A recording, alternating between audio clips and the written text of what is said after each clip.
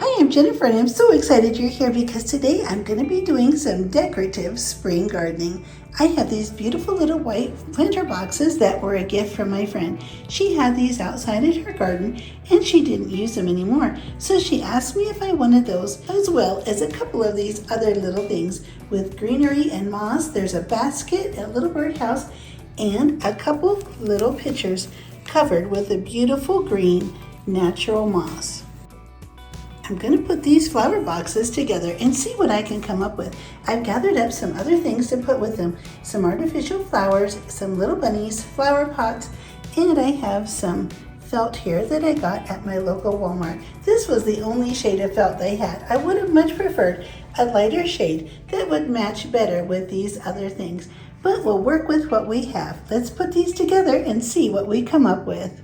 I'm going to start with this larger planter first. This is a wooden planter box and it has a really nice lining and of galvanized metal inside. So you can put flower pots down inside. You can use it indoor or out, but today I'm just going to be using this for a decorative display, and I'm going to put this box inside to raise our things up. We don't want them sitting way down low inside. We want to make sure we can see them. Then I'm going to cover it with this piece of felt, and I'm going to start off putting this birdhouse right in here. And then next to that, I'm going to put this watering can. I have these clay flower pots that I got at Walmart, and they were just a dollar or two a piece. They're super inexpensive.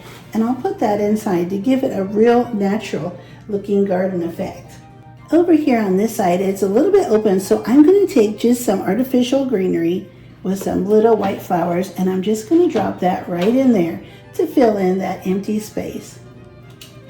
I'll take a little time to spread that out and fix it up to look a little bit more natural. And then in this flower pot over here, I have these daisies, and I want it to look like I planted daisies in the flower pot. So just bend up this stem and open these up. And I'll just drop these right down in that flower pot. I have a little bit of greenery here, and I'm just going to tuck this right in to fill in some of that space, and so we don't see that felt showing so much. We want this to look really natural and organic so that it'll look like it's all growing right out in nature. Then over here, I'll just add a little stem of daisies to fill in the open space with that one. And this basket that I'm going to have sitting in front, I'm just going to add one of these bunnies. I think this little bunny will look really cute sitting right there in that basket.